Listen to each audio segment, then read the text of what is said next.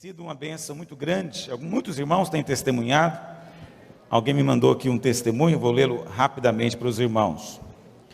Venho através deste agradecer por você ser instrumento de Deus e trazer tais revelações a respeito da graça. Bendito seja o Senhor nosso Deus, que apesar de mim e apesar de nós, nos permite desfrutar da verdadeira graça. No culto de domingo passado, tive uma visão que esta pregação seria escutada por todo mundo, simultaneamente. Em seguida, via toda a humanidade sendo contagiada pelo vírus da graça. Não sei se posso me referir assim à graça. Havia uma bica de água. Uma bica é muito goiano, vamos falar assim, uma fonte de água. Mas uma fonte de água às vezes é uma bica, né? Havia uma bica de água que saía da parede atrás de você. Glória a Deus. Não foi a bica que estragou nossa moldura toda aqui. Glória a Deus. E essa água tem tomado conta deste lugar. Amém. Eu creio na palavra de Deus. E sei que o Espírito de Deus resolveu abrir os olhos de muitos irmãos nesses dias para esse assunto. E não é por acaso. O Espírito Santo tem aberto os seus olhos para um propósito divino. As pessoas, você sabe, infelizmente, muitas igrejas que pregam a graça de Deus, elas pregam a graça como se fosse para o homem simplesmente. Não, a graça é para que Deus possa desfrutar de você. Porque antes Deus não podia desfrutar de você, por causa do pecado, por causa da justiça própria. Então você não podia ter comunhão com Ele. Agora que nós cremos e entendemos que pela obra de Cristo na cruz somos justificados, então agora podemos ter comunhão com Deus. Então muitas igrejas, a atitude delas é essa: não, você está na graça, você não precisa nem de ir no culto domingo mais. Você está na graça, não precisa de fazer mais nada. Você está na graça, você pode agora viver do jeito que você quiser. Olha, muito cuidado com quem ensina isso, porque isso não é graça. Quem de fato experimenta a graça, imagina se ele vai trocar essa reunião aqui por um clube. Ainda existe clube em Goiânia? Né? Que tem alguns irmãos que querem ir domingo de manhã para o clube. Ele não vai trocar, porque ele fala: gente, é precioso demais, tenho sido suprido demais. Então ele tem experimentado algo do Senhor. Aí você fala: pastor, mas se ele quiser ir, vai para o inferno? Não, não vai, não. Você pode ir para onde você quiser, de fato. Essa é a beleza da graça. Mas quem de fato experimenta a graça, a fome dele pelo Senhor cresce. É verdade ou não é? Ele tem disposição de servir. Então como é que é essa história? Eu estou na graça, não preciso mais de fazer nada. É o contrário. Antes você não fazia, porque vivia acusado, sentia condenado, sentia que você era incapaz, que você não era digno de poder estar liderando coisa alguma. Mas agora você entendeu que não é por causa de você, é por causa dele. Agora que você entendeu que você pode fazer tudo para o Senhor, aí você fala: também não quero fazer mais nada. Não, é o contrário. Agora que nós queremos servir ao Senhor com muito mais entusiasmo. Quantos entendem o que eu estou dizendo? Então esses que ensinam uma graça que vai lá para a passividade e torna a pessoa mundana e até carnal, não é a graça ensinada no Novo Testamento. Isso é outra coisa, com nome de graça, mas não é a graça bíblica. Pastor, queria sugerir um seminário de louvor e adoração para jovens e adultos também. Amém, vamos fazer, com certeza, boa sugestão. Pastor, por que o senhor não vai no primeiro culto nos outros prédios? De fato, eu parei de ir nos outros prédios. Por que eu parei de ir? Porque eu quero que a igreja esteja vinculada com o pastor local, com os pastores locais. Então, a minha presença às vezes estava produzindo um tipo de vínculo que não é muito saudável. É daqueles irmãos que só querem receber se for através de mim ou algo assim. Mas nós vamos sim, com certeza. E também eu tenho parado de ir porque, se Deus quiser, não o ano que vem, mas em 2015, nós vamos multiplicar os nossos 4 prédios. Vamos ser 8 prédios para a glória de Deus. E depois vamos ser 16. Aí não vai, né, não vai ter jeito de eu ir nos prédios mesmo para pregar. Vou eventualmente. Tem uma correção de um aviso aqui que saiu diferente no boletim. A reunião da missão Holidays vai acontecer no próximo domingo. Está escrito dia 5 no boletim, mas é dia 6, domingo. Pastor, quero dar uma sugestão. O senhor poderia contratar secretárias novamente nas secretarias dos prédios da Videira, pois no tempo delas, as informações eram mais claras. Agora, com os seminaristas, tudo que se pergunta, eles não sabem informar. E quando informam, cada um fala uma informação diferente. Quem que é o responsável por isso? Quem que é, pastor Marcos, mano? Então, cada prédio é o seu pastor que é responsável. Não, a culpa não é do seminarista, não. A culpa é de quem colocou ele lá. O seminarista está fazendo o trabalho dele. Se ele não recebeu as informações devidas, é porque quem devia passar para ele não passou. Tenho certeza que essa semana vai ser corrigido isso. Pastor, o encontro nas casas está chegando. Amém.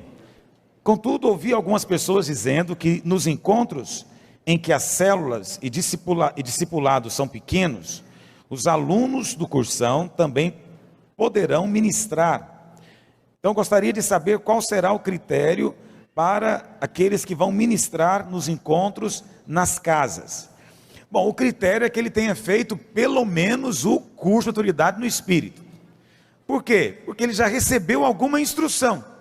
Então, no encontro nas casas, todos podem ministrar, mas nós insistimos que a pessoa tenha feito o cursão, porque ela tem um conhecimento básico já para poder ministrar para aqueles que estão chegando, ok? É só esse critério, não tem nenhum outro critério assim, mais extraordinário.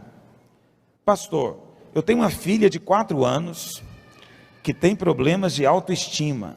Mas como? 4 anos? Ela nem sabe o que é isso ainda. Lá em casa não falta amor, dedicação e nem oração. O que o senhor acha? Você deve me procurar para a gente conversar. Eu confesso que eu não sei de que você está falando. Talvez você está falando que ela é um pouco tímida. Então as pessoas são assim, algumas são extrovertidas, outras são tímidas. Agora algumas são muito, muito tímidas. Aí precisa de ajuda. A gente vai ajudando com carinho, ela vai superando essa timidez. Talvez você está chamando de autoestima, seja a timidez da sua filha. Ela não tem autoestima ainda porque ela não tem auto. Ou seja, ela não tem do que se gloriar. Então ela é criança. Então quem tem autoestima baixa,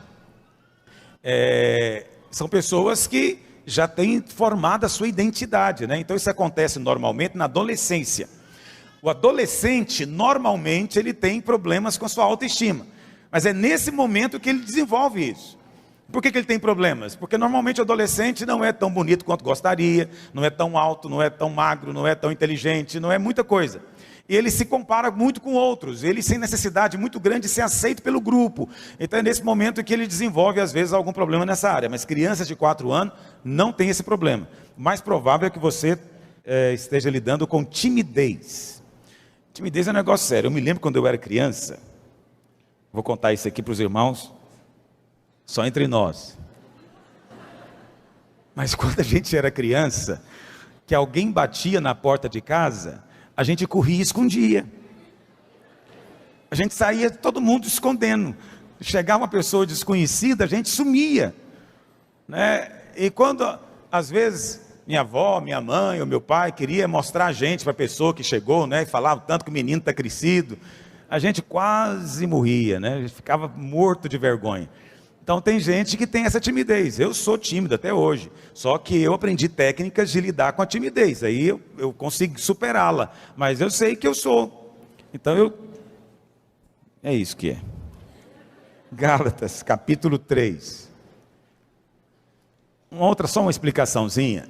Timidez, essa dificuldade que você tem, às vezes, de falar em público, não é, de lidar com situações novas, não é a mesma timidez mencionada na Bíblia. Lá em Apocalipse diz que os tímidos não vão herdar o reino dos céus. Aí você fala, estou perdido, porque eu nasci desse jeito. Como é que eu vou fazer agora? Vou virar extrovertido? Não, é que o conceito de timidez na Bíblia não é esse. O conceito de timidez na Bíblia é aquela pessoa que tem vergonha do Evangelho. É diferente. Ela não tem vergonha de si, ela tem vergonha de Cristo. Ela tem vergonha da cruz. Ela tem vergonha da mensagem do Evangelho. É esse tímido que a Bíblia diz que não vai herdar o reino. Agora, quem tem vergonha de si próprio, isso é problema seu, né? Isso não vai te afetar em nada o seu relacionamento com Deus, né? Quantos compreenderam o que eu estou dizendo?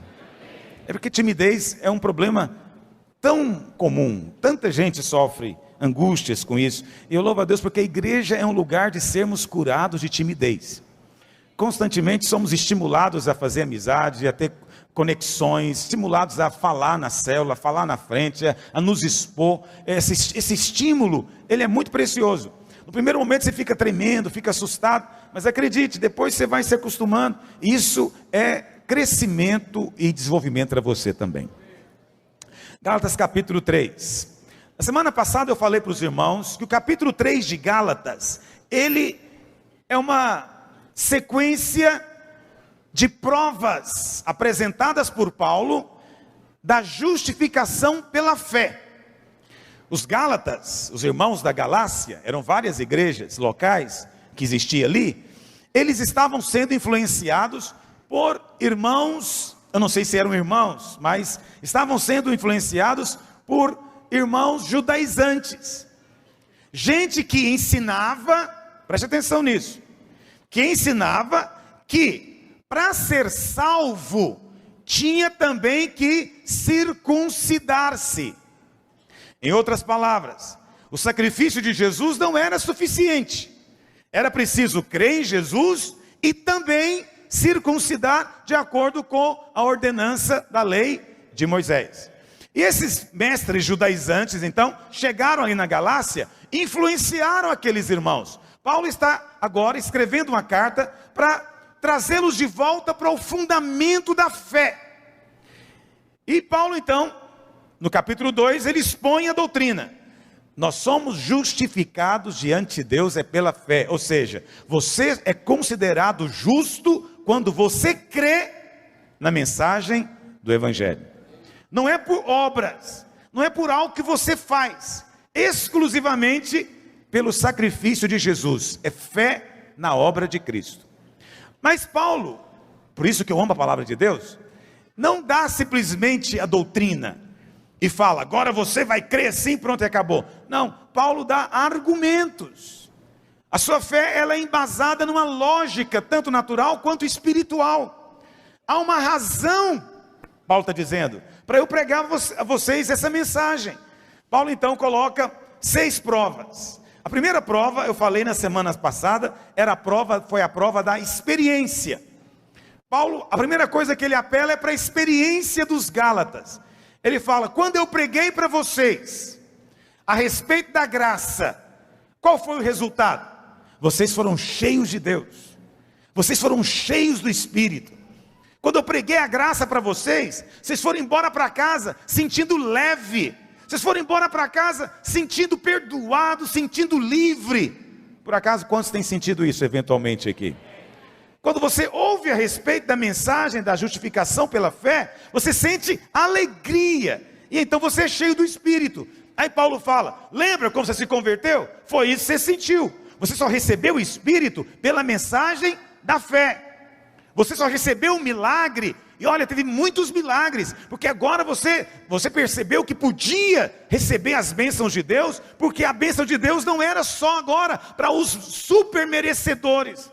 A bênção de Deus agora era, na verdade, ao contrário, é para quem não merecia. Porque para receber graça, meu filho, você não pode merecer. Se você merece, já não é mais graça, é dívida. Entendeu o que eu estou dizendo? Você está compreendendo o que eu estou dizendo? Só pode receber graça quem não tem mérito, quem não merece coisa alguma.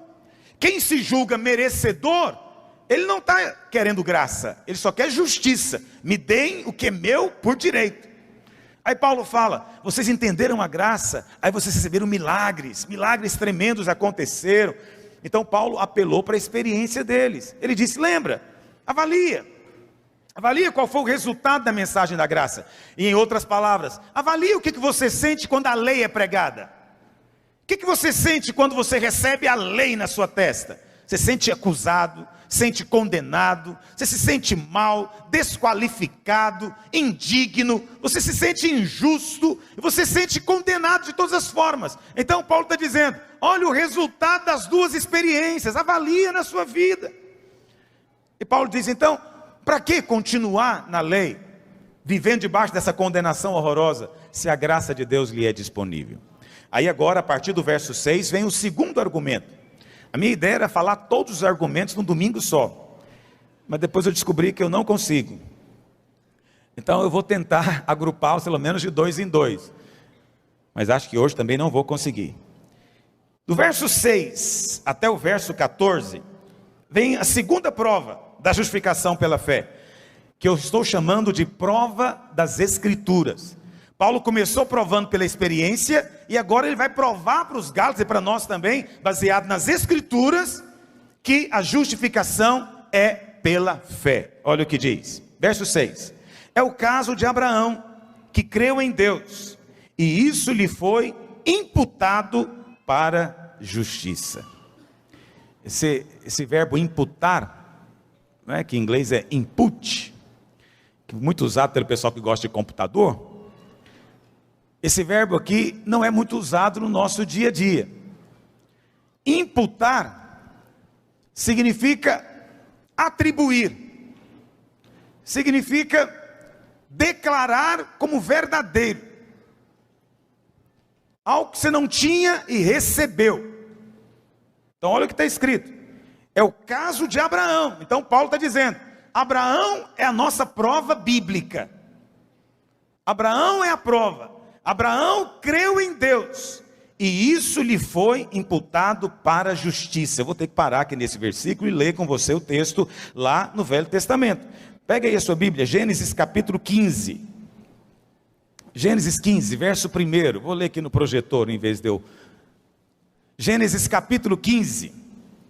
Diz assim: depois destes acontecimentos, veio a palavra do Senhor a Abrão numa visão e disse: não temas, Abrão, eu sou o teu escudo, e teu galardão será sobremodo grande. Respondeu Abrão: Senhor Deus, que me haverás de dar, se continuo sem filhos, e o herdeiro da minha casa é o Damasceno Eliezer? Disse mais Abrão: a mim não me concedeste descendência, e um servo nascido na minha casa será o meu herdeiro. Verso 4. A isto respondeu logo o Senhor, dizendo: não será este o teu herdeiro, mas aquele que será gerado de ti, esse é que será o teu herdeiro. Então, conduziu até fora. O texto diz que foi numa visão, né?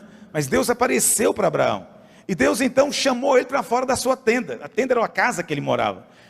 Chamou para fora da tenda e falou para ele: olha para os céus, conta as estrelas, se é que você consegue.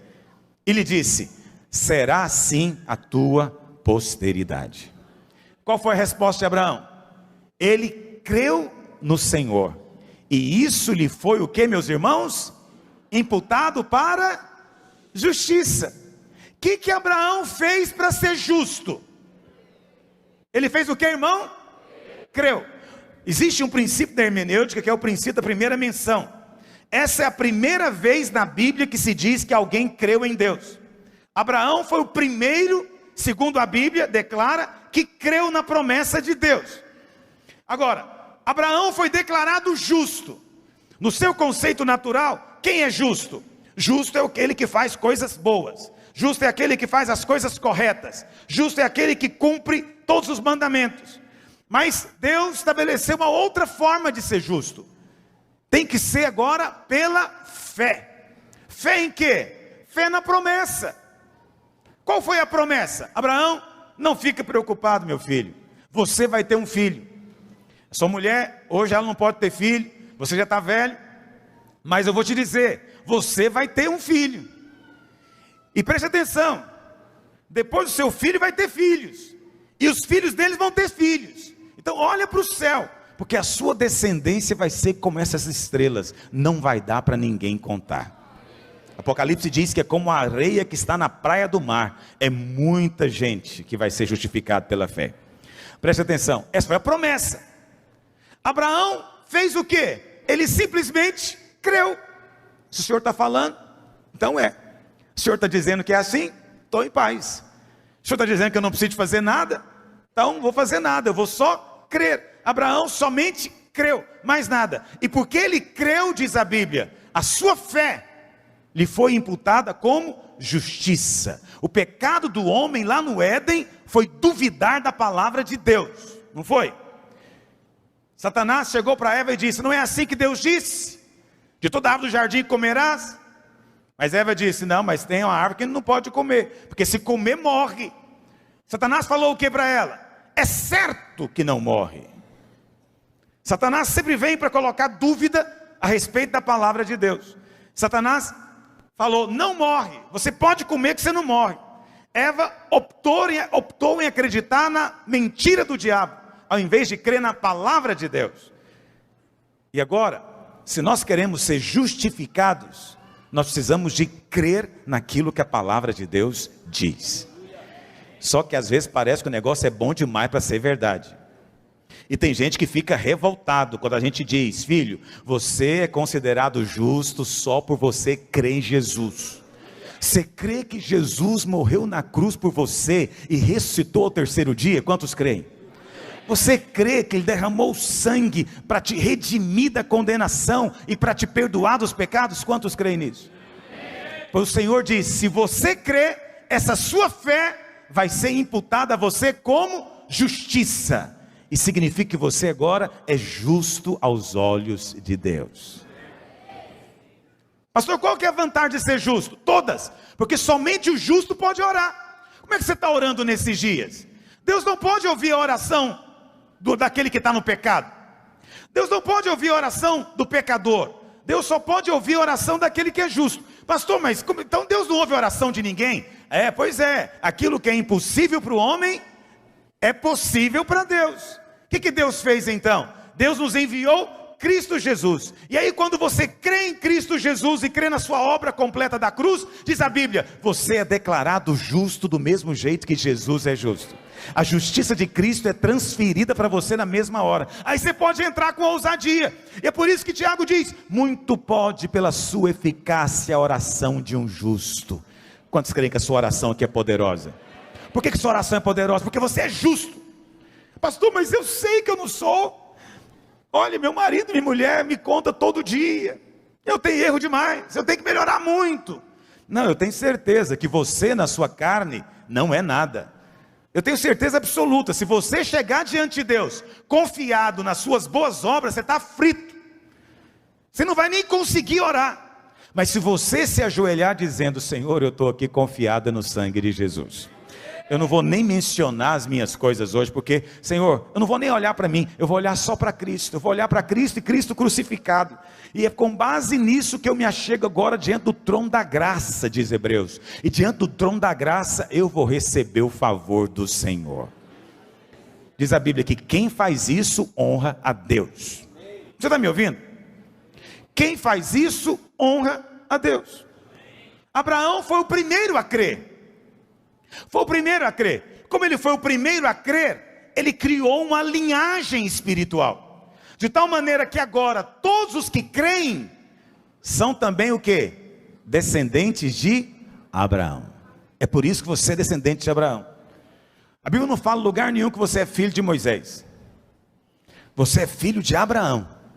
Moisés é outra coisa que eu vou te explicar aqui agora mesmo. Agora volta lá para Gálatas 3. Verso 7. Sabei, pois, que os da fé é que são filhos de Abraão. Somente aqueles que creem em Cristo e na sua obra consumada na cruz, é que são filhos de Abraão.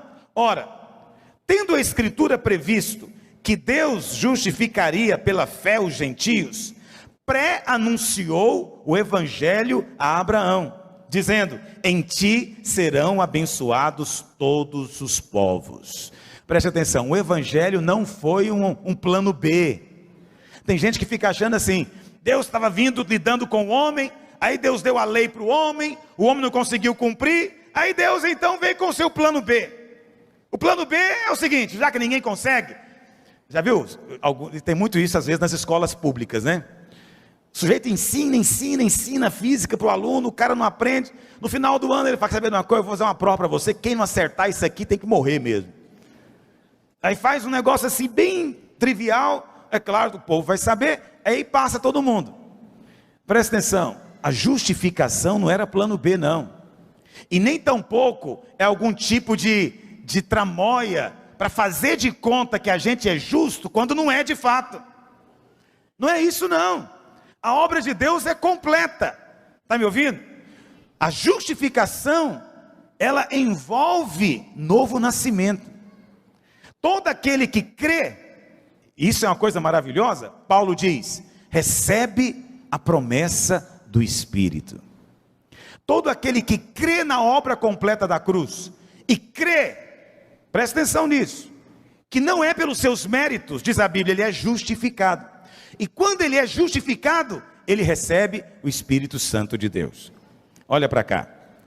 Isso já era plano de Deus desde o princípio.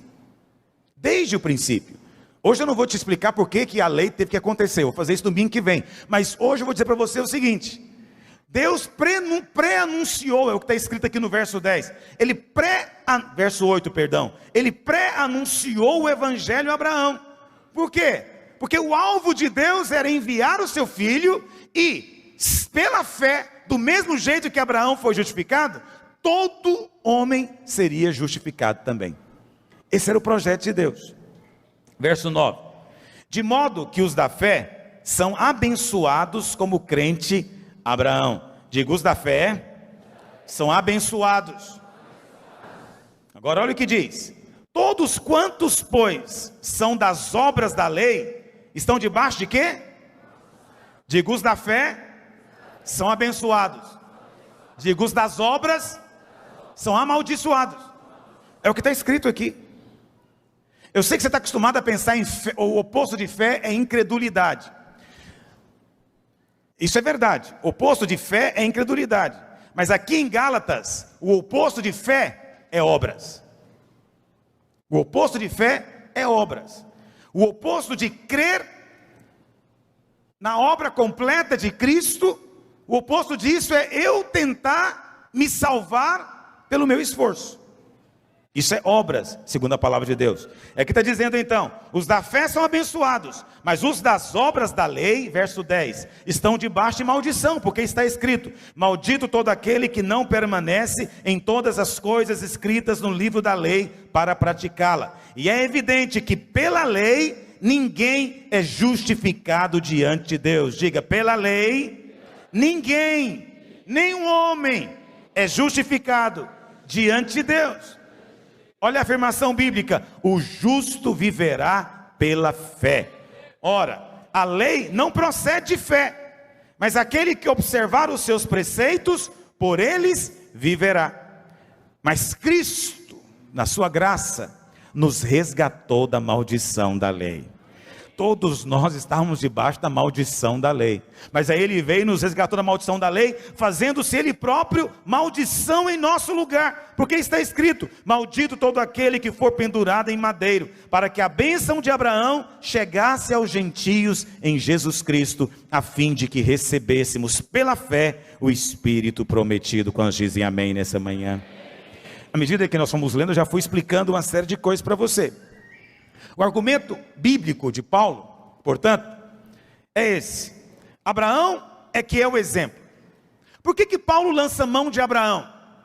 Porque os judaizantes estavam lançando mão de Moisés. Estavam dizendo, Moisés ensinou, Moisés falou, Moisés disse que tem que circuncidar e tem que cumprir a lei. Mas Paulo diz, antes de Moisés, Deus já havia lidado com Abraão. E quem é o pai da nação é Abraão, não é Moisés. Aí Paulo lança mão então de Abraão. Ele diz o que? Olha, Abraão, como é que ele foi justificado? Foi porque foi circuncidado? Não, porque lá no capítulo 15 de Gênesis, que nós lemos agora, Abraão não tinha sido circuncidado ainda, mas já era justo. Ou ele foi declarado justo por guardar a lei? Também não, porque a lei só veio 400 anos depois de Abraão. entre Abraão e Moisés tem 400 anos. Paulo está dizendo, então, Abraão não foi considerado justo porque guardou alguma lei, nem foi considerado justo porque circuncidou-se. Pelo que então que Abraão foi considerado justo, diz Paulo? Simplesmente por crer. Ele foi considerado justo porque creu na promessa de Deus. Então, todo aquele hoje que crê na promessa de Deus, sem confiar no seu mérito próprio, esse é o que é abençoado, esse é que é feito filho de Abraão, esse é que é justificado, é pela fé. Jesus mostrou isso nos evangelhos. Os fariseus, você pode ler os 4 evangelhos, você não vai ver fariseu recebendo nenhuma bênção. Fariseu nunca é abençoado. Fariseu nunca recebia nada de Jesus. Aí você fala, pastor, é porque eram hipócritas. Tudo bem, a hipocrisia é uma coisa muito ruim, mas não era realmente a hipocrisia o centro.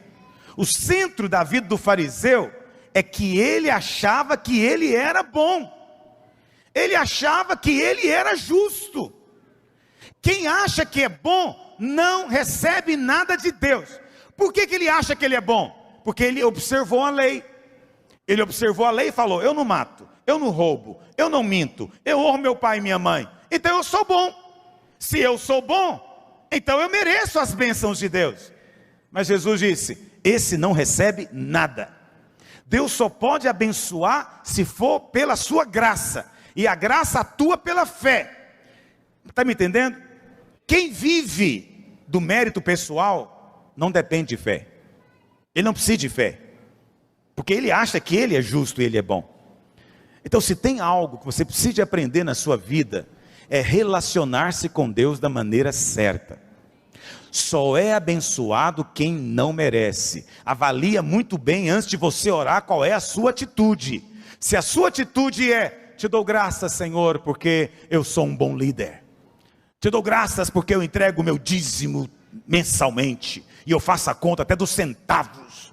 Te dou graças porque não sou como alguns irmãos inconstantes que não vêm no culto de manhã, eu estou aqui sempre e chego pontualmente.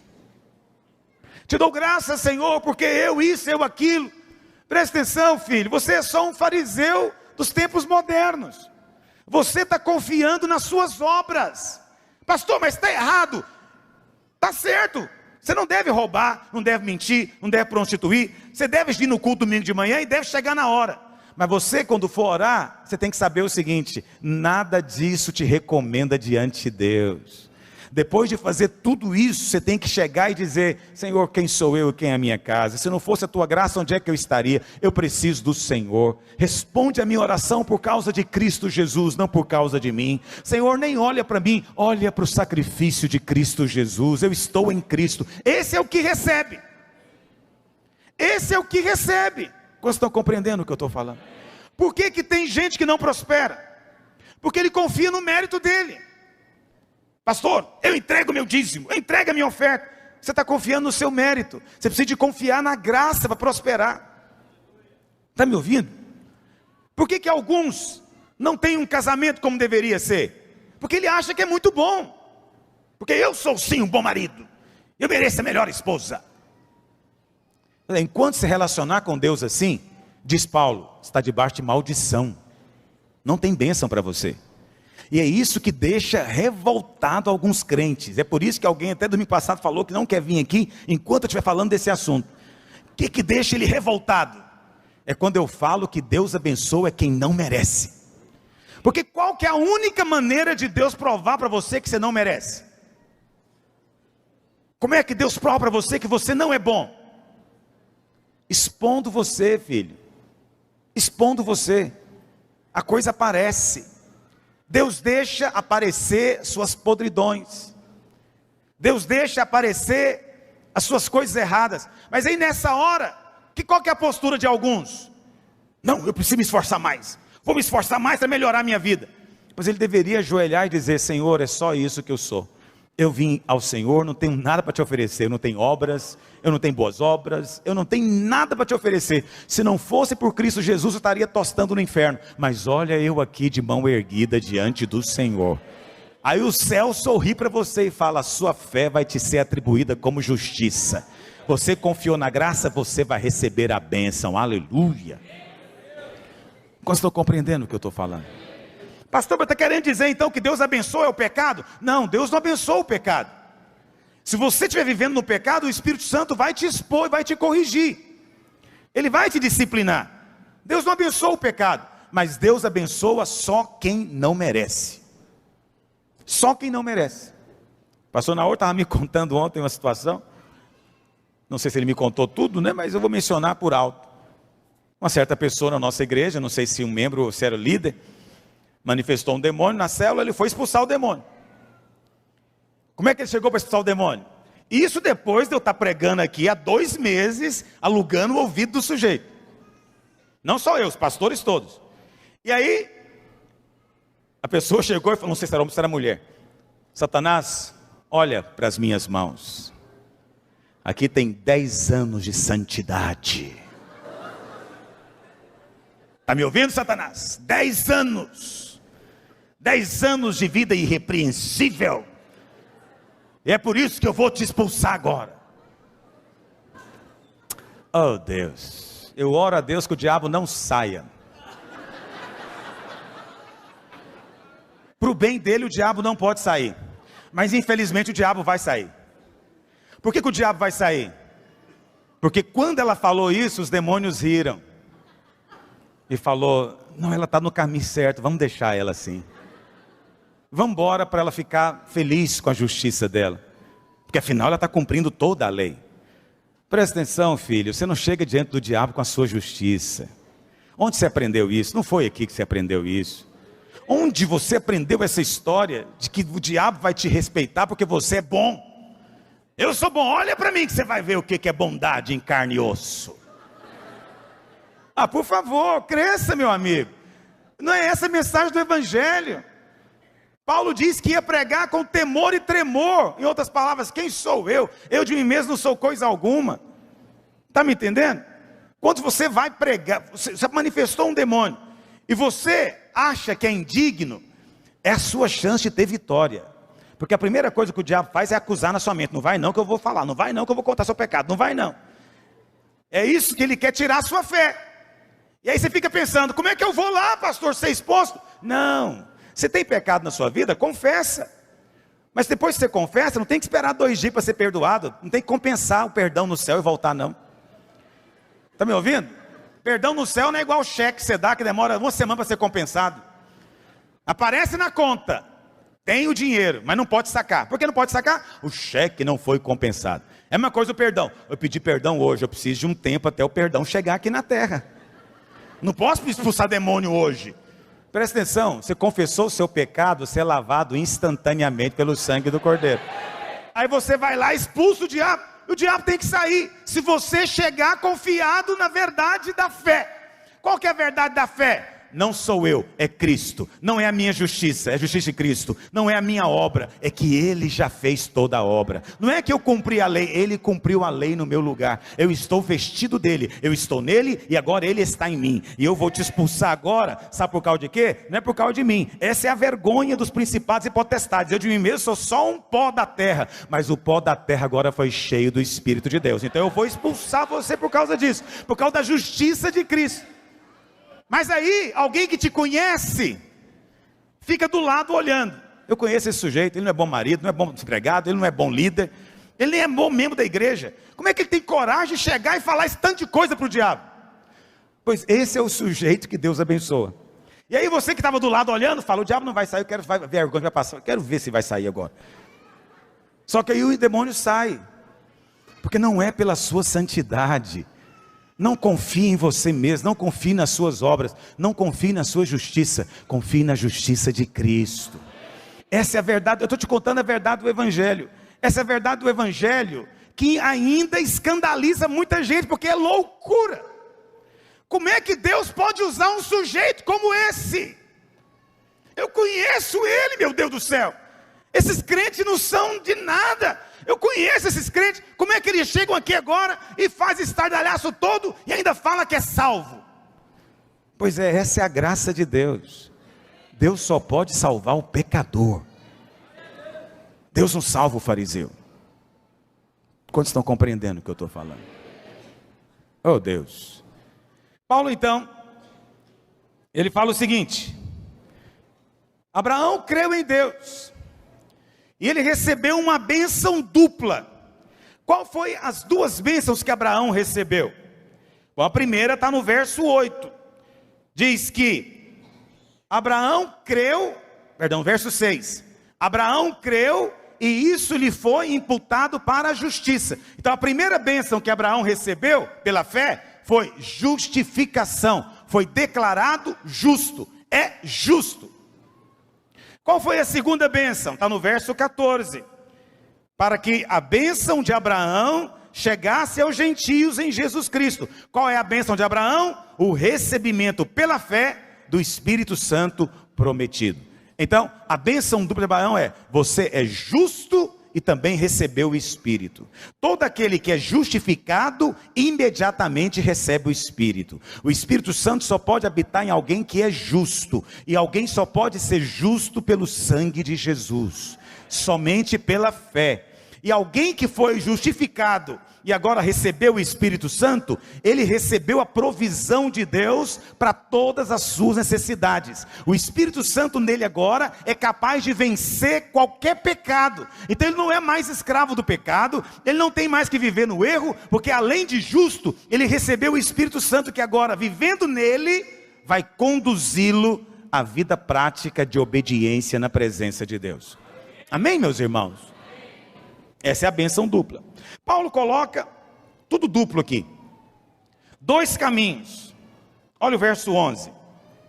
Ele diz: é evidente que pela lei ninguém é justificado diante de Deus. Por quê? Paulo faz a afirmação: o justo viverá pela fé. Por quê? Porque ele só se tornou justo pela fé. Está me ouvindo? Qual que é o caminho para se tornar justo, para ser justificado? É a fé, é crer. Qual que é o caminho para viver depois? É o mesmo caminho por onde você entrou.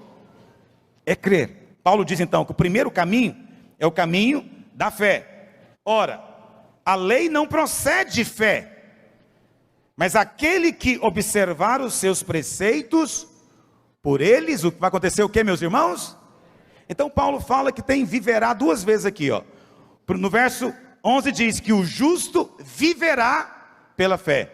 Depois no verso 12 diz que aquele que observar a lei, pela lei viverá. Então tem dois tipos de vida. São dois estilos de vida.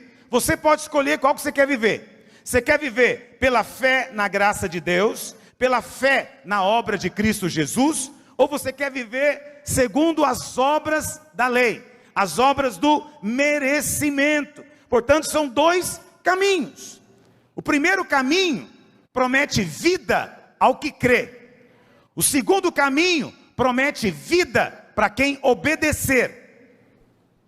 Pastor, mas não é verdade as duas coisas? Você só pode ter vida se você crê. Se você espera ter vida obedecendo a lei, você vai morrer. Porque é impossível obedecer todos os mandamentos de Deus. Está me ouvindo? Só Jesus de Nazaré guardou todos eles. E foi perfeito, inculpável. Nós não. Se você confiar no seu mérito, você não vai ter fé para chegar diante de Deus. E não vai ter vida. Por isso que Paulo diz o quê? Que na verdade, aquele que vive pela fé, ele é abençoado e tem vida. Mas aquele que vive pelas obras, confiado no seu mérito, o resultado dele é o quê? Morte e maldição. Está me ouvindo? Na verdade, esses são os dois destinos que Paulo menciona. Quais são os dois destinos? Uma vez que Paulo estabeleceu esses dois caminhos, ou o caminho da fé, ou o caminho da lei, então também vai ter dois destinos, duas consequências finais. Quais são as duas consequências? Bênção ou maldição. Bênção ou maldição. Então o texto diz que apenas os da fé é que são abençoados. Diz assim, onde é que nós estamos aqui? Verso 11. Verso 12, ora, a lei não procede de fé, mas aquele que observar seus preceitos viverá. Cristo nos resgatou da maldição da lei, fazendo ele próprio maldição em nosso lugar. Verso 14, para que a bênção de Abraão chegasse até nós. Então aqueles que são descendentes de Abraão estão debaixo da bênção, mas aqueles que querem andar debaixo da lei, o resultado dele é maldição. Qual que é a bênção? A bênção, em primeiro lugar, é a justificação. Em segundo lugar, é receber o Espírito Santo. Essa é a bênção. E qual é a maldição, pastor? Será que tem maldição? Pastor, um crente pode ainda viver debaixo de maldição? Será que temos que fazer algum tipo de quebra de maldição? Quando que um crente... Eu vou te mostrar agora mesmo quais são as maldições, mas antes disso, essa pergunta é importante. Quando que um crente vive debaixo de maldição? Quando que um crente entra na maldição? Porque ele já é abençoado. Paulo diz lá em Efésios capítulo 1, verso 3, que nós já somos abençoados com toda sorte de bênção espiritual em Cristo Jesus. Então, por que um crente ainda poderia viver debaixo de maldição? Um crente entra na maldição quando ele resolve deixar a graça e viver com base no merecimento da lei. Está me ouvindo? Quando você resolve relacionar-se com Deus, fazendo a listinha de tudo que você tem. Esse irmão ou essa irmã, não sei, mostrou a mão para o diabo. Eu fui pensando se não mostra para Deus de vez em quando também. Deus, aqui está a minha mão, 10 anos de santidade. Por que ela mostrou a mão? Porque peca com a mão, né? Para ela colocar a mão em cima de um endemoniado. Ok, então eu vou colocar essa minha mão aqui, porque essa minha mão é santa, são 10 anos de santidade. Você tem muito cuidado com isso. Presta atenção. A pessoa que vai confiado no seu mérito diante de Deus, imediatamente ela vai sentir morte na sua vida. Imediatamente o resultado é a sensação de perda de comunhão. Esse é um ponto. Segundo lugar, a pessoa que vai confiada no mérito próprio, ela sai da graça. E quando ela sai da graça, significa que ela está vivendo confiada agora na lei, na obediência dos mandamentos. E a Bíblia diz que aquele que violar um mandamento é maldito. Deuteronômio capítulo 27, verso 26, projeta para mim. Deuteronômio 27, 26. Maldito aquele que não confirmar as palavras desta lei, não as cumprindo. Isso é um decreto divino. Maldito, maldito é todo aquele que não cumprir a lei toda. Não, mas eu fiz a maior parte. Não, tem que ser toda. Se você deixou de cumprir um mandamento, a maldição virá sobre você. A maldição, diz a Bíblia, vai te alcançar. Agora, precisava de ser assim? Não. O problema muitas vezes é que nós deixamos de confiar na graça para confiar no nosso mérito. No fundo, nós ficamos confiando no que nós fizemos. Não vai orar confiado no seu jejum. Você tem que confiar na obra de Cristo. Não vai orar confiado que você é crente há 30 anos. Não, vá confiado na obra de Cristo. Não ore pedindo algo achando que você merece, que você já fez por onde. Você não merece. Você precisa chegar confiado nos méritos de Cristo. Essa é a maneira de servir a Deus. A fé, olha para cá. Fé, pastor, como é que eu sei que eu estou na fé, na graça e não na lei? Eu já te falei várias maneiras de você saber, mas está me ocorrendo uma agora fácil de você perceber. Você ora por coisas pequenas, mas se alguém chega para você e te fala para orar por algo grande, qual que é a sua reação? Qual que é a sua reação? Não, algo grande assim eu acho que, não vou receber. É grande demais para mim. Mas por que você acha que é grande demais para você? Não, eu acho que eu preciso ainda de ter mais maturidade. Eu preciso de ter, o que mais? Você me ajuda? O que você fala? Eu preciso de ter mais fé. Mas é fé em quê, na verdade? É fé baseada em quê? A fé é baseada na graça. Será que Deus teria o descabimento de te dar uma bênção tão grande? Será que os céus teriam o descabimento de te abençoar com algo tão grande? Eu estava em Porto Alegre ontem, conversando com o nosso pastor José Carlos. Ele chegou lá no começo do ano. E aí, eu fui lá conhecer o prédio, não tinha ido ainda. Uma bênção, estamos já com 400 irmãos já, estou muito contente. Mas aí, tinha um galpão do lado dele lá, maior do que esse aqui. Eu falei, José Carlos, por que você não ora por esse galpão? Aí ele me olhou, é mesmo, né? Por que eu não oro? Essa é uma boa pergunta, por que eu não oro? Eu falei, eu vou te contar por que você não ora. Você está achando que o negócio é muita areia para o seu caminhãozinho. Você está achando que isso é coisa muito grande, que só alguém muito bom é que pode pedir um negócio desse. Mas eu vou contar uma coisa para você. Quanto mais você confiar na graça de Deus, ousando pedir coisas grandes para Ele, mais a sua justificação fica clara diante do mundo espiritual. Está me ouvindo? O tamanho da sua fé é o tamanho do que você acredita na graça. Não, a graça não, isso aí já estou abusando. Quem sou eu para orar por um negócio? Não, eu até consigo orar por um barracão de 2 cômodos, mas uma casa no condomínio, não, o que é isso, pastor? Ou seja, Deus dá isso para quem merece. Eu não mereço. Aí você está querendo merecer primeiro. Está errado, vai morrer nos 2 cômodos que você acha que merece. Está me ouvindo? Você tem que pedir somente pela graça. Se alguém te perguntar, com base em que você está fazendo um pedido tão grande? É com base que Jesus Cristo morreu na cruz. E outra coisa, se Deus não me negou Jesus Cristo, vai me negar uma casa feita de tijolo e de areia?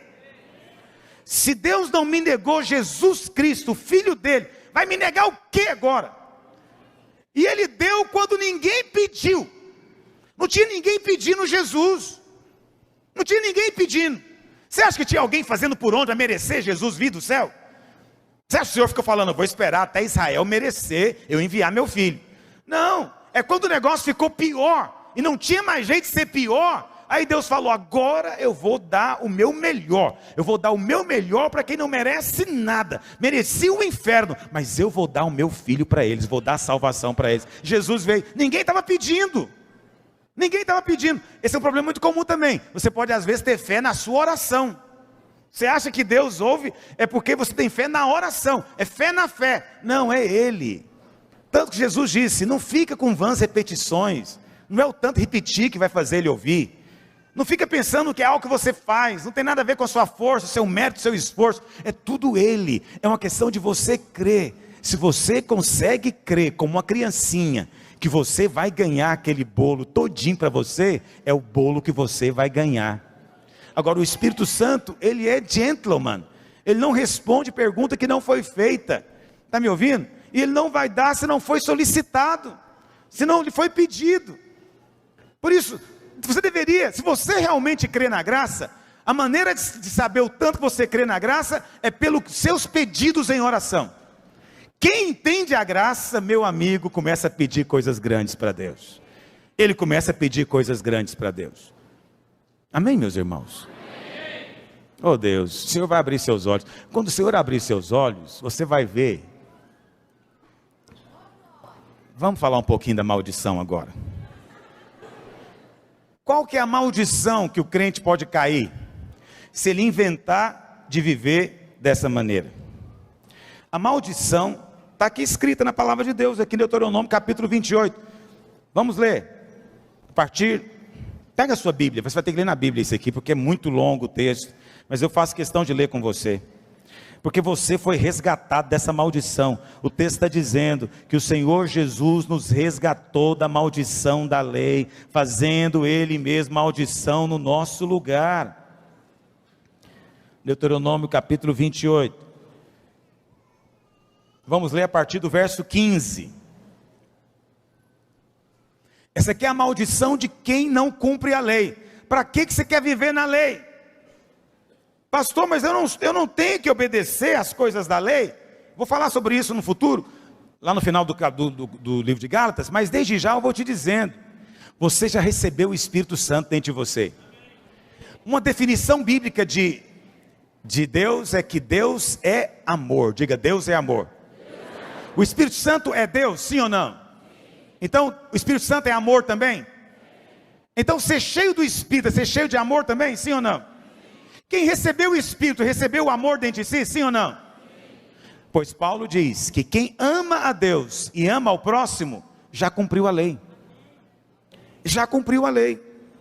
Agora, você vai amar o seu próximo porque a lei manda amar? Não, é porque o amor de Deus já foi derramado dentro de você. Mas quando aconteceu isso? No dia que você recebeu o Espírito Santo. O Espírito Santo é o amor dentro de você. Por isso que João diz, quem não ama, não conhece a Deus ainda. Quem odeia o seu irmão, ainda não nasceu de novo. Porque quem nasceu de novo, tem o Espírito Santo dentro dele. E quem tem o Espírito Santo, tem o Espírito do amor. E quem tem o Espírito do amor, não pode odiar mais, não está nele odiar. Mesmo que ele seja tentado a odiar, ele não consegue. Mesmo que seja tentado a guardar ressentimento, ele não vai guardar muito tempo. Por quê? Porque o Espírito Santo dentro dele é amor. E ele vai acabar amando. Quanto você entendeu o que eu estou falando? Então você está destinado a cumprir a lei. Mas não no seu esforço. E nem tampouco para poder ter mérito diante de Deus. Não. É simplesmente pelo Espírito Santo que habita em nós. Mas quando nós rejeitamos a graça, aí nós transformamos a nossa vida numa coleção de méritos. Não, eu posso pregar hoje, porque eu orei, eu posso pregar. É por isso que você pode pregar, miserável pecador. Então desce do púlpito correndo. Porque se você acha que pode pregar porque orou, você está na lei, e a maldição vai te pegar. Você tem que subir para orar, por quê? Porque Cristo Jesus já me justificou e já me resgatou. E pelo sangue dele, eu agora posso testemunhar. Esse é o motivo. Não, agora eu vou expulsar esse demônio, mas eu vou expulsar o demônio porque eu tenho 10 anos de santidade nas costas. Não vai, você não vai prosperar. Você está debaixo da lei de novo. Você está debaixo do mérito. Quem está debaixo da lei está o tempo inteiro pensando em merecimento. Pastor, mas eu não tenho que cumprir as condições? Eu não tenho que cumprir condição para ser usado por Deus? Tem. Eu vou te dizer qual a condição que você tem que cumprir. Você tem que crer, porque o justo viverá pela fé. E você tem que rejeitar qualquer coisa que abala a sua fé. Qualquer coisa que questiona a fé. Qualquer coisa que mina a fé. Porque você vive dela. E o diabo o tempo inteiro quer minar a sua fé. Como é que ele faz isso? Acusando, condenando o tempo inteiro. Qual que é o alvo da acusação? Mandar você para o inferno? Não, ele sabe que você não pode ir para lá mais, você é salvo. O que ele quer fazer é minar a sua fé. E a única maneira de você vencer a acusação é pelo sangue de Jesus na cruz. Mas o diabo fica te condenando, não vai pregar não, você não tem condição de pregar, você não é digno de pregar, você não orou o suficiente, você não estudou o suficiente, você não é uma boa esposa, você não é um bom marido, você não é um bom filho, você não só para liderar não, você não aceita liderar não, se aceitar passar vergonha, estou te avisando. E você nunca tem fé para nada. Você não tem fé para liderar, você não tem fé para pregar, você não tem fé para expulsar demônio, não tem fé para curar enfermo, você não tem fé para nada. Porque o diabo está o tempo inteiro te condenando, te acusando, te condenando. E por que você aceita a acusação e a condenação? Porque você está vivendo pelo mérito. Você está esperando merecer. Você está acreditando no que o diabo está falando, porque você reconhece que não merece mesmo. Mas está aqui hoje alguém para te dizer que Deus só abençoa quem não merece. Então quando o diabo te falar que você não merece, você fala, então é hoje. Hoje é meu dia. Hoje vai ser o dia da vitória. Eu não mereço, mas eu creio em Cristo Jesus. Creio que Ele morreu por mim, derramou o seu sangue, me justificou, me resgatou da maldição. E eu vou pregar hoje, vai ser uma bênção. Pastor, não fala isso não. O irmão está diminuindo o padrão da liderança. Não estou não, estou aumentando o padrão. O padrão é a sua fé. Só tem fé quem crê na obra da cruz. Quem anda no seu mérito não tem fé. Está me ouvindo? Quem anda confiado em merecimento não consegue ter fé. Ele esforça, ele se violenta, ele vai na mar, mas ele não consegue ter fé. Porque a condenação vem em cima dele na mesma hora. Mas quem anda pela graça, não tem condenação sobre ele. Agora, pois, nenhuma condenação há para os que estão em Cristo Jesus. Agora, que hora que não tem nenhuma condenação? Amanhã? Ou depois do culto de domingo? Que hora que não tem nenhuma condenação? No final do jejum? Que hora que não tem nenhuma condenação, meus irmãos? Agora! Projeta para mim, Romanos 8:1. Agora, vamos ler junto? Agora, pois, já nenhuma condenação há para os que estão em Cristo Jesus. Não há condenação. Que hora que vai ser que você vai ter essa bênção, meu Deus do céu? Ô pastor, eu quero tanto essa bênção. É agora, está escrito, agora. Que hora que é agora? Agora é toda hora que você falar agora. Amanhã, quando você acordar, você fala, agora não tem condenação. Depois da manhã, você brigar com sua mulher, você fala, agora não tem condenação. Depois de amanhã, que você brigar com seu chefe, você fala, agora não tem condenação. Não tem condenação, porque agora você está em Cristo Jesus.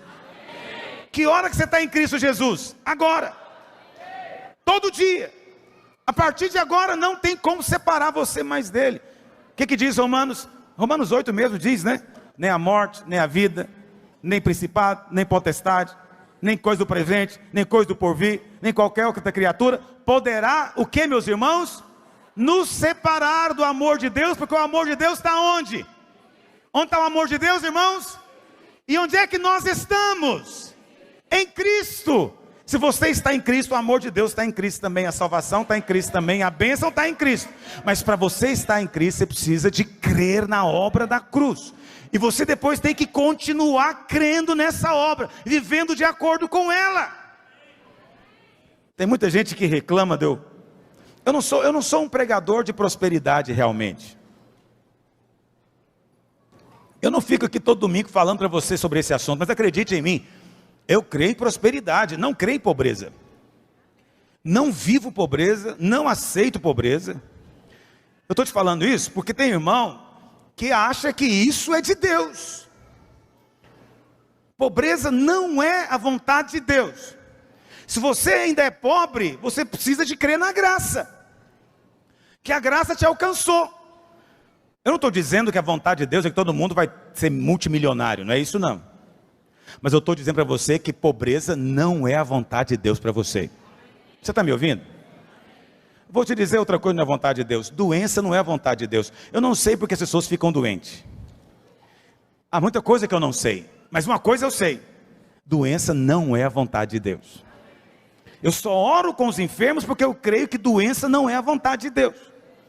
Jesus não mandou doença para ninguém. Nunca teve ninguém que fosse lá orar e Jesus falou para ele, não posso te curar, filho, você é pecador. Teve algum desses? Ou ele falou, eu vou fazer o seguinte, eu vou te mandar uma doença para você ficar mais humilde. Ó fariseu, vou te mandar uma doença, você vai ver, eu te mandar uma praga. Mas depois dessa praga, glorifica a Deus, você vai ficar muito mais humilde. Jesus fez isso alguma vez, irmãos? E vamos ser francos, algum fariseu mereceu isso? Seja franco. Ah, mereceu fosse, ainda bem que só o Senhor é Deus. Nós não somos. Por quê? Porque eles fizeram coisas horríveis com o Senhor, mas o Senhor não mandou doença nenhuma para eles. Certa ocasião, o Senhor foi pregar numa cidade, as pessoas lá não aceitaram, não quiseram. Aí Tiago e João falou o quê? Senhor, o Senhor quer que a gente ora para vir uma praga sobre eles? Vai vir lepra sobre eles. Quer que a gente ora para cair um fogo? Vai morrer todo mundo tostado hoje. O Senhor falou o que para eles? Vocês não sabem de que espírito vocês são, porque o meu espírito não é esse. O espírito de Deus não é esse. E significa que o espírito de Deus é o espírito da compaixão, da misericórdia e do amor. Então não é a vontade de Deus a doença, para ninguém. Para ninguém. A vontade de Deus não é. Elas são realidade nesse mundo caído, que jaz no maligno, diz João. Mas não é a vontade de Deus. A vontade de Deus é que você tenha vida longa. A vontade de Deus não é que os pais enterrem os seus filhos. Não é. Pastor, mas às vezes acontece. Eu sei disso, eu choro toda vez que acontece. Choro muito, não acostumo com a morte. Mas é preciso você crer sim, para você orar corretamente. E para a sua fé se basear. Pastor, minha fé está baseada em quê? Nesse texto que nós acabamos de ler de Gálatas. O que Paulo diz? Cristo nos resgatou do que, meus irmãos? Da maldição da lei. Qual é a maldição da lei? Pega aí a sua Bíblia. Deuteronômio 28, a partir do verso 15. Qual é a maldição da lei? Será, porém, que se não deres ouvido à voz do Senhor teu Deus, não cuidando em cumprir todos os seus mandamentos e os seus estatutos que hoje te ordeno, então virão todas essas maldições sobre ti e te alcançarão. Eu vou ler com você esse texto, ele é bem longo, mas eu vou ler rápido, você tem que ler junto comigo. Olha o que diz: maldito serás tu na cidade, maldito serás no campo, maldito o teu cesto e a tua amassadeira, maldito o fruto do teu ventre, o fruto da tua terra, e as crias das tuas vacas, das tuas ovelhas, maldito serás ao entrares, e maldito quando for embora. O Senhor mandará sobre ti a maldição, a confusão e a ameaça em tudo quanto empreenderes. Vai empreender, mas vai ficar sentindo assustado, até que sejas destruído e repentinamente pereças, por causa da maldade das tuas obras com que me abandonaste. O Senhor fará que a pestilência te pegue a ti, até que te consuma a terra que passas a possuir. O Senhor te ferirá com a tísica, com a febre, com a inflamação, com o calor ardente, com a secura. Secura é o contrário de gordura. O Senhor não amaldiçoou ninguém para ser gordo, mas o excesso de magreza está escrito aqui. Secura, crestamento, ferrugem, e isto te perseguirá até que pereças. Os teus céus sobre a tua cabeça serão de bronze, e a terra debaixo de ti será de ferro. Por chuva da tua terra o Senhor te dará pó e cinzas, dos céus descerá sobre ti até que sejas destruído. O Senhor te fará cair diante dos teus inimigos, por um caminho sairá contra eles, mas por 7 caminhos fugirá deles, e serás motivos de horror para todos os reinos da terra. O teu cadáver servirá de pasto a todas as aves dos céus e aos animais da terra, e ninguém haverá que os espante. O Senhor te ferirá com as úlceras do Egito, com tumores, com sarna e com prurido, de que não poderá curar-te. O Senhor te ferirá com loucura, com cegueira, com perturbação do espírito. Apalparás ao meio-dia, como o cego apalpa nas trevas, e não prosperarás nos teus caminhos, porque pobreza é maldição. Porém somente serás oprimido e roubado todos os teus dias, e ninguém haverá que te salve. Desposar-te-ás com a mulher, porém outro homem dormirá com ela. Misericórdia. Edificarás casa, porém não morarás nela. A vida inteira construindo a casa, quando vai ficar pronta, morre. Oh miséria. Plantarás vinha, mas não vai beber do vinho dela. O teu boi será morto aos teus olhos, porém dele não comerás. O teu jumento, o teu carro vai ser roubado diante de ti, e não voltará a ti. As tuas ovelhas serão dadas aos teus inimigos, e ninguém haverá que te salve. Teus filhos e tuas filhas serão dados a outro povo. Os teus olhos o verão, e desfalecerão de saudade todo dia. Oh meu Deus. Porém a tua mão nada poderá fazer. O fruto da tua terra e todo o teu trabalho comê-lo-á um povo que nunca conheceste, e tu serás oprimido e quebrantado todos os dias, e te enlouquecerás com que vires os teus olhos. O Senhor te ferirá com úlcera maligna no joelho e nas pernas, da quais não poderá te curar, desde a planta do pé até o alto da cabeça. O Senhor te levará o teu rei que tiveres constituído sobre ti, a uma gente que não conheceste, nem tu nem teus pais, e ali servirás a outros deuses feitos de madeira e de pedras. Virás a ser pasmo, provérbio e motejo entre todos os povos que o Senhor te levará. Lançarás muita semente ao campo, porém colherás pouco, porque o gafanhoto a consumirá. Plantarás e cultivarás muitas vinhas, porém do vinho não beberás, nem colherás as uvas, porque o verme as devorará. Em todos os teus limites terás oliveiras, porém não te ungirás com azeite, porque as tuas azeitonas cairão. Gerarás filhos e filhas, porém não ficarão contigo, vão ser levadas para o cativeiro, cativeiro da cachaça, da droga, tudo isso é cativeiro.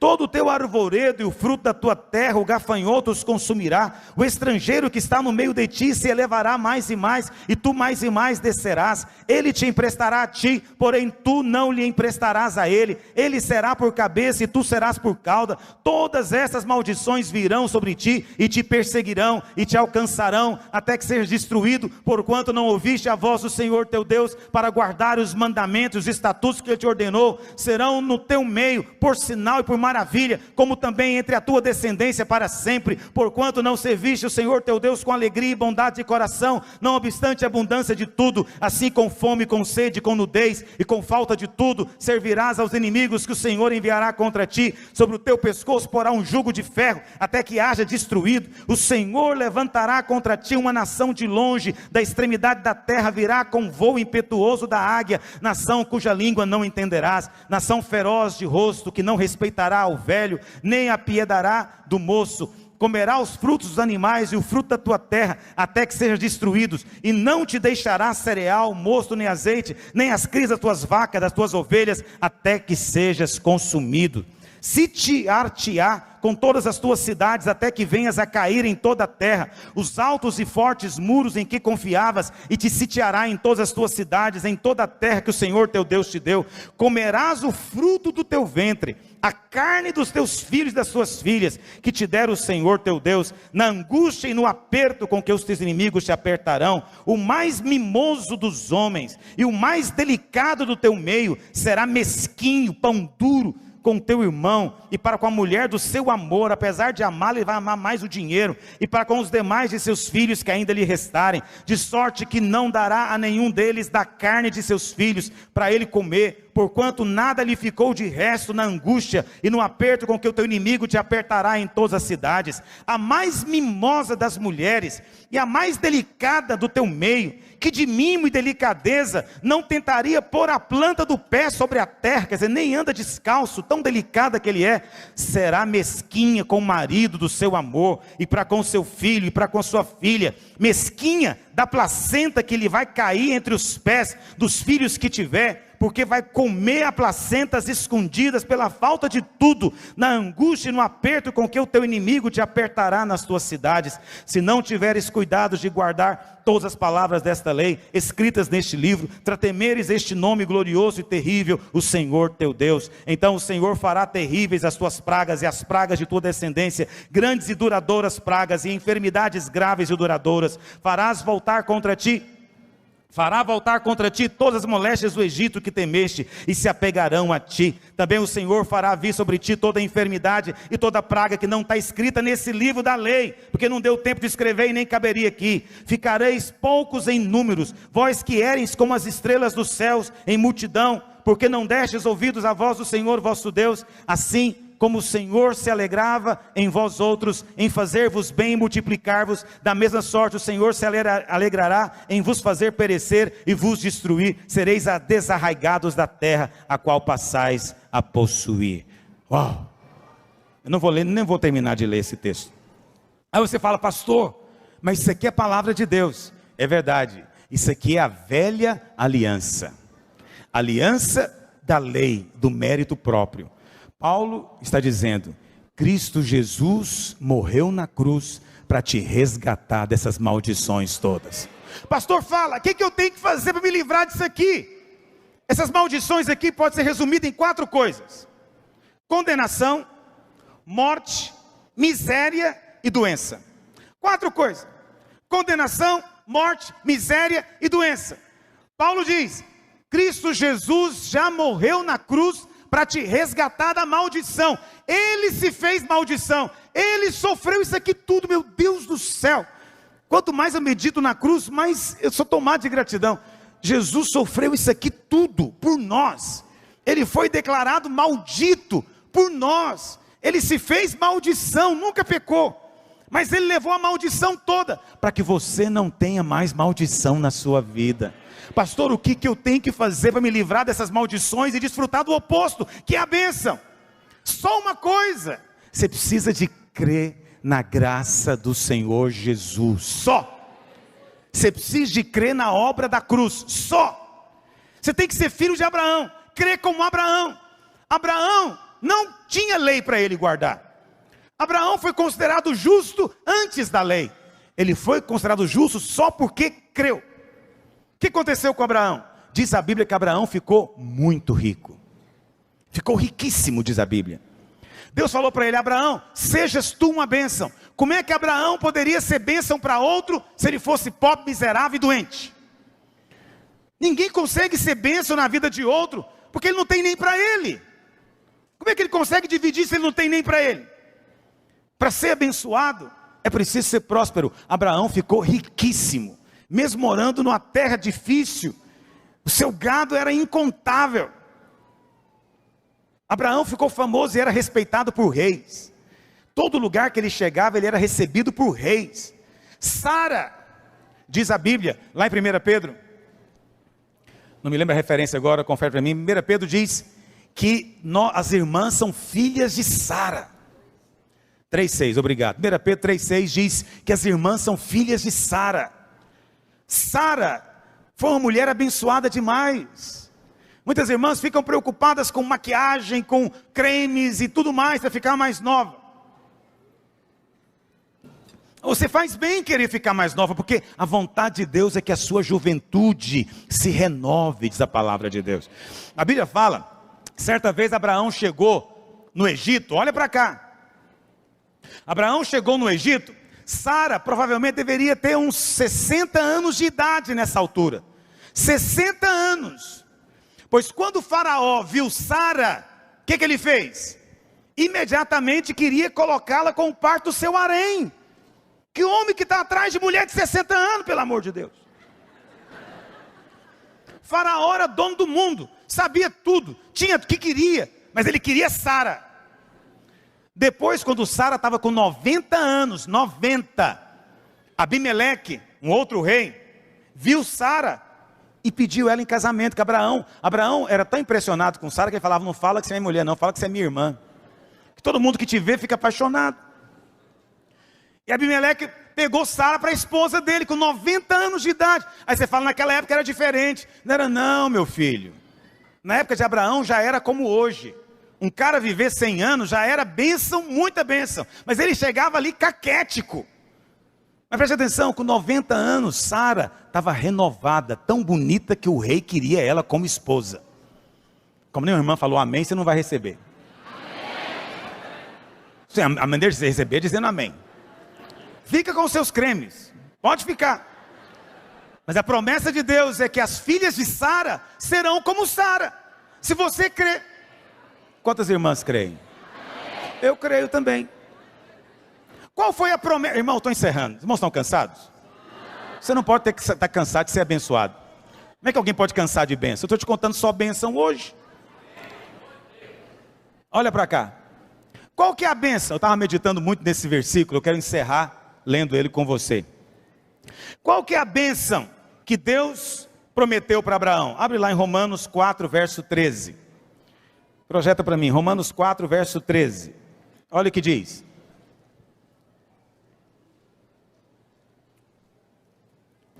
Não foi, olha a afirmação de Paulo mais uma vez. Não foi por intermédio da lei que a Abraão e a sua descendência coube a promessa. Qual que é a promessa, meus irmãos? Não, fala mais alto. Qual que é a promessa? A promessa é ser herdeiro do mundo. Quantos aqui são descendentes de Abraão? Amém. Paulo diz, todo aquele que crê é descendente de Abraão. Todo aquele que crê é resgatado da maldição da lei. E todo aquele que crê vai receber a bênção, a promessa que foi dada a Abraão. Qual foi a promessa dada a Abraão? Ser herdeiro do mundo. Isso significa, meu filho, hoje não vim falar de prosperidade para você, mas o texto está falando. Entende? Nós não ficamos aqui tirando 7 ofertas no culto, e a nossa vida não é em função do dinheiro, porque nós amamos o Senhor e a sua casa, queremos edificar a sua casa. Mas não fica pensando que nós não cremos que Deus quer abençoar você. E Deus vai abençoar você não é porque você é fiel não, é porque você crê. Deus vai abençoar você não é porque você é mais santo do que os outros crentes não, é porque você crê que a promessa é para você. Como é que alguém pode ser herdeiro do mundo e viver na miséria e não ter nenhuma casa para morar? Como é que alguém pode ser herdeiro no mundo e não ter experimentado essa prosperidade? Simplesmente por quê? Porque não é por intermédio da lei. Olha a afirmação inicial. Não é por intermédio do merecimento. Não é pelo que você faz. Não é pelo que você merece. Está me ouvindo? Não é pela lei que coube. Mas o que termina o versículo dizendo? E sim, mediante o quê? A justiça que vem pela fé. Aí o verso continua. Pois se os da lei é que são herdeiros, anula-se a fé e cancela-se a promessa. Se for pelo mérito, então não precisa ter promessa. Se for pelo cumprimento da lei, não precisa da promessa. Mas Paulo diz, é pela promessa. E você precisa de crer. Pastor, mas qual que é a promessa? Você precisa de crer do mesmo jeito que Abraão creu. Abraão já era velho e Deus falou para ele, sua descendência será mais numerosa do que as areias, as estrelas do céu. Abraão creu nisso. Pastor, como é que foi a fé de Abraão? É a mesma fé que eu te digo hoje. se você crê que Cristo Jesus morreu, e na morte dele, ele perdoou os seus pecados, te fez justo, você agora é participante da promessa dos que vão herdar essa terra. É a mesma fé. Se você crê, é isso que você vai ter. Eu tenho dito para os irmãos, eu falo da minha experiência com temor. Deus sabe disso. Irmãos, Deus falou para mim que nunca vai faltar dinheiro na minha conta. Eu conto isso com temor. Pois a minha conta vai diminuindo, aparece dinheiro para mim. Irmãos trazem dinheiro para mim. Eu ganho oferta. Vende livro. Agora estou vendendo um livro. Eu sou abençoado o tempo inteiro. Eu sou abençoado até a hora que eu não penso que eu não sou abençoado. Quando eu não estou nem pensando em ser abençoado, eu tenho que segurar bênçãos que chegam na minha vida. Eu sou abençoado o tempo inteiro. Mas sabe por que eu sou abençoado o tempo inteiro? Não é porque eu sou o seu pastor e sou melhor do que você, por isso que eu estou aqui. Não. É porque eu tive essa experiência muitos anos atrás. Deus só abençoa quem não merece. Eu só chego diante dele com essa conversa. Deus, é pela promessa. Eu creio na promessa. Eu não tenho mérito nenhum, mas olha eu aqui para receber. Eu não trabalhei, eu não mereço, mas vim receber o salário. E Deus vai te dar todas as coisas. Você só pode abençoar se você for abençoado. Alguém mandou eles tocarem para me dar a dica? O pastor que fez isso me paga. Brincadeira. Faz bem, faz bem. Pastor, mas e o fulano de... Pastor, não tem que fazer nada. Nada. Eu já falei para você, você não faz barganha com Deus. Você não faz comércio com Deus. Entende? Você dá porque Deus te deu a semente. Você dá porque seu coração está cheio da graça dele. E vou te dizer mais. Você dá porque você tem transbordado da bênção de Deus. Não existe crente de segunda, terceira geração pobre. Não tem. Não tem. Os seus filhos vão experimentar a superabundância. E os seus netos mais abundância ainda. Mas a bênção é para você hoje.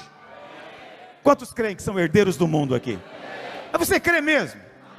Porque se você crê nesse jejum, pede uma coisa de herdeiro. O que herdeiro tem que fazer para merecer herança? Me fala. O que herdeiro tem que fazer para merecer? Não, eu vou ter que ser um melhor herdeiro. Eu vou ter que ser um herdeiro nota 10. Herdeiro recebe a herança porque o nome dele está no testamento. Só por isso. E eu vim contar algo para você. O seu nome foi escrito no livro de Deus. Você está no testamento de Deus agora. Porque você foi feito filho. Aí você está no testamento. Aí a herança é sua agora, porque o seu nome está no testamento. E aí não tem esse negócio de que tem que ser digno. Não tem essa acusação do diabo que você não merece. Olha, eu posso não merecer, mas o meu nome está no testamento. Eu posso não ser nada, mas eu sou herdeiro, está escrito lá. Eu sou herdeiro da terra, essa é a promessa para Abraão. Eu desfruto dessa promessa na minha vida e você vai desfrutá-la também. Eu quero declarar na sua vida hoje, em nome de Jesus, que todo aquele que tem tido luz na graça de Deus, vai experimentar a bênção de prosperidade, superabundância, de tal maneira que você não vai ser capaz de contar as bênçãos de Deus. Você vai transbordar para um lado, transbordar para o outro, você vai ter para si e ainda vai ter para dar para os outros, você vai sobejar. Se você crê hoje que você foi justificado pela fé e que a graça e o favor de Deus te alcançou, você vai ter coragem de pedir coisas grandes para Deus. Mas pedir carro não é coisa grande, pedir apartamento não é coisa grande, isso ainda é coisa muito pequena. Começa com o pequeno, começa com o que você quer hoje, mas começa crendo que Ele vai te dar só pela graça. Não é porque você merece, é porque Cristo Jesus já te resgatou da maldição da lei. Aquelas coisas horrorosas que eu li para você aqui, não mais vai alcançar você. Agora, se você rejeitar a graça e quiser andar no seu esforço, prepara, porque aquelas maldições vão te alcançar. Sua vida vai ser um inferno, meu filho. Mas Deus é tão bom e está te oferecendo algo tão maravilhoso. Tudo que é dele, Ele colocou no testamento. Pastor, não tem promessa que é condicional? Tem. Promessa é condicional, herança não. Uma vez que o testamento foi escrito e o testador morreu, acabou. pois Jesus já morreu, o testamento já está escrito, e ninguém pode apagar mais seu nome de lá. Se você crê que você é herdeiro, fique em pé onde você está. Erga sua mão para o céu, aleluia. Eu apelo para a sua experiência, filho. Você não consegue perceber que quando você ouve a graça, seu coração é cheio dele? Pois então viva nessa graça.